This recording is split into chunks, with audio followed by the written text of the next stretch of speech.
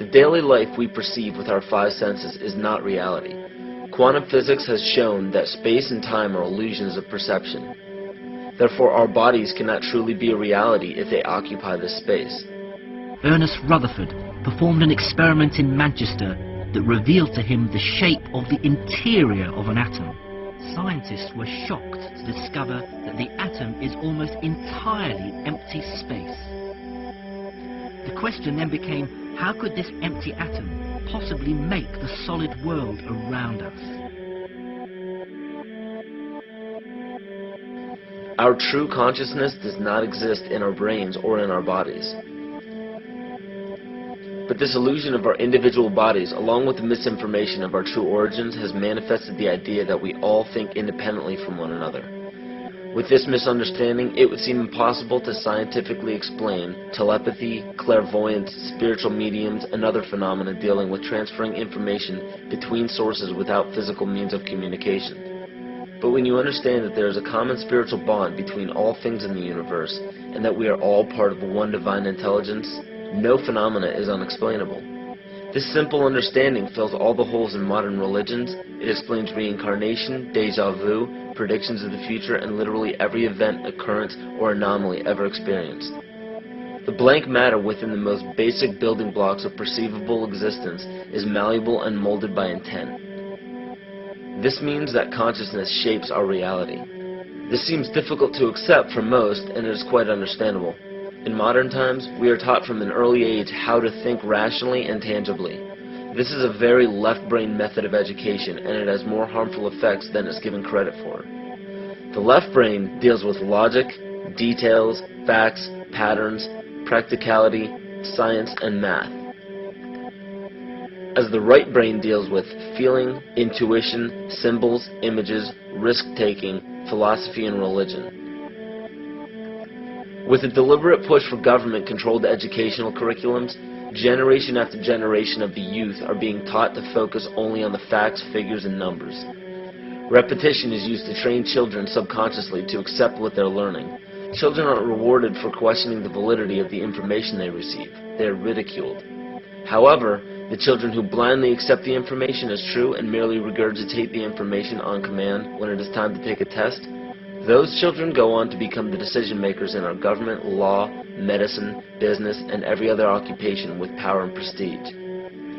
The most detrimental effect of being pushed away from holistic thinking with the full brain into a strictly left brain thought is what is known as the suppression of the feminine. Every male and female have both feminine and masculine qualities. It has nothing to do with man or woman. These are represented by the left and right brain, yin and yang, black and white, light and dark, and most every other duality. Both are vital to our spiritual and physical health. In ancient Egypt, the female was the rightful heir to the throne. The male she chose to marry became pharaoh. This depicted the goddess tradition that has been destroyed to make way for a patriarchal, male-dominated society we see enforced in every major denomination.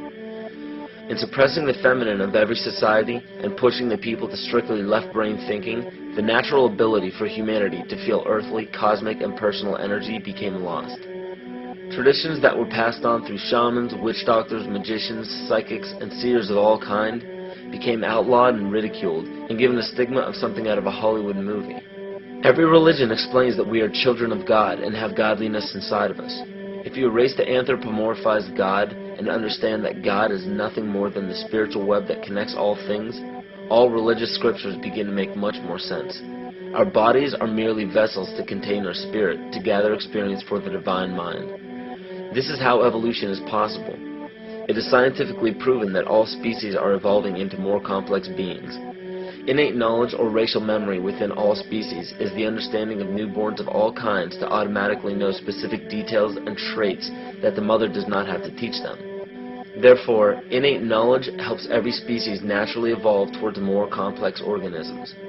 Lyle Watson claims that it was a Japanese scientist who observed the 100th monkey effect in 1952. In this observation, he discovered that a certain portion or percentage of monkeys learned or developed a new trait. The knowledge became an innate ability in that species. This is further testimony to a collective consciousness among species.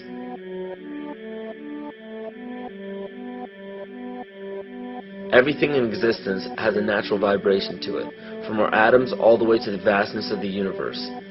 To show a simple connection between the earth and our bodies, take a look at our body's harmonic focal points, better known as our chakras. Just as there are harmonic focal points on the guitar string, there are locations within our body where our vibrations culminate. In Eastern philosophies, these 7 chakras are used to bring health and balance to the physical and spiritual body. Our Earth also has 7 chakra points at equally distant locations from one another. There is 1 chakra point on each continent. The root chakra is in Mount Shasta, California. The sexual chakra is in the Isle of Sun, Lake Titicaca in South America. The solar plexus chakra is in Uluru Kata Juta in Australia. The heart chakra is in Glastonbury or Shaftesbury, England. The throat chakra is where the Great Pyramids of Giza in Egypt are. The heart chakra is at Kuhe Malek Sia in Iran. And the crown chakra is at Mount Kailas in Tibet. Scientifically, this is explained because at the core of our Earth there is a molten iron crystal that resonates at approximately 7 Hertz. There are energy vortexes all over the Earth where electromagnetic energy emanates. There are also several vile vortices surrounding the equator where strange anomalies occur, such as radio and compass malfunctions, as well as plane and ship disappearances. You may have heard of a few of these.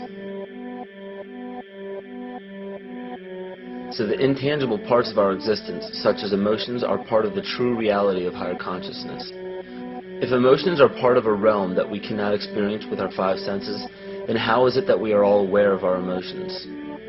What most people believe to be emotions are